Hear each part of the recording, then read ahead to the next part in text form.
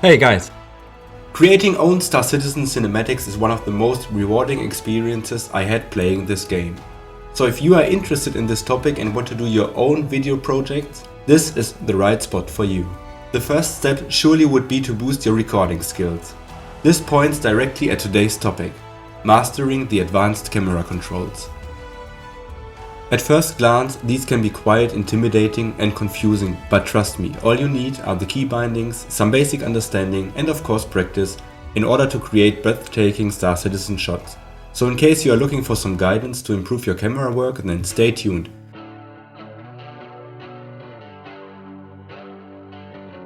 Okay, now let's get it started with our first lesson.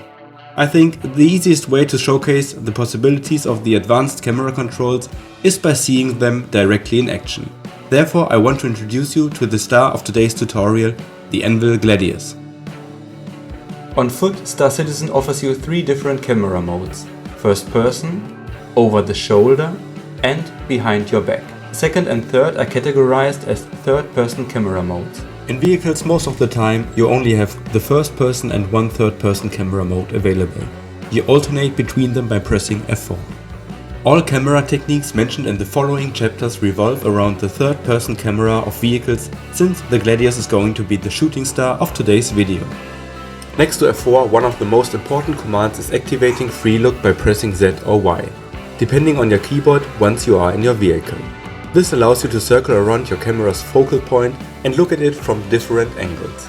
This orbit can be modified in many ways using the following techniques.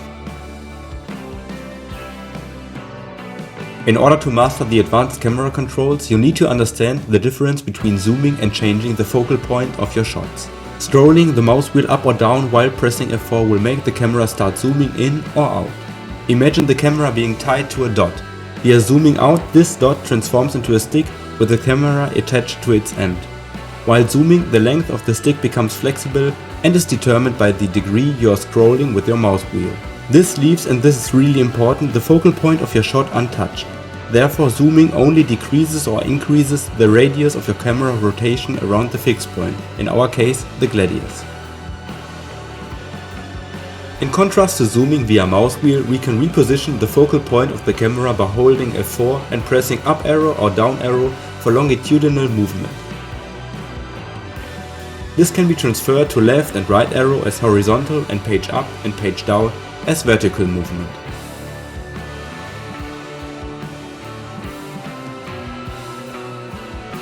To be clear, repositioning the focal point means that you create a new center for camera rotation.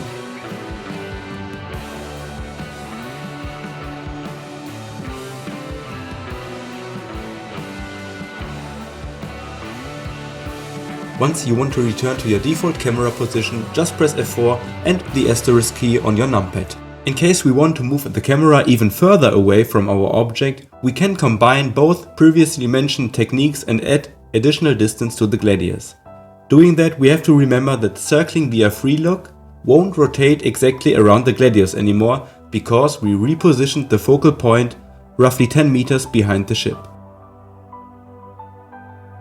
Pressing numpad plus or minus while holding F4 changes the focal length of your shot. This results in widening or narrowing the view as if you look through different camera lenses.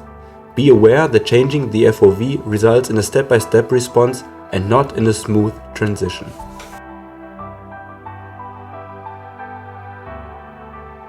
Pressing home position 1 or and in addition to holding F4, you either decrease or increase the DOF. This translates to adding more blur or sharpness to your shot in relation to the distance from the camera's focal point. The technique is quite tricky to use due to its interaction with other camera operations.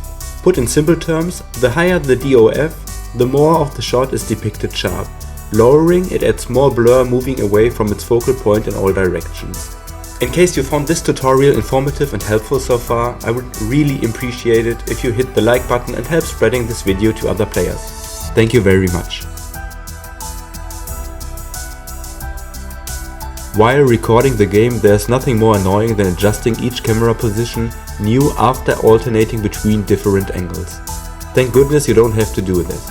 Once you found a nice position, just press one of the 9 numbers on the numpad for 3 seconds while holding F4 and it will be saved and persist after you finished your gaming session.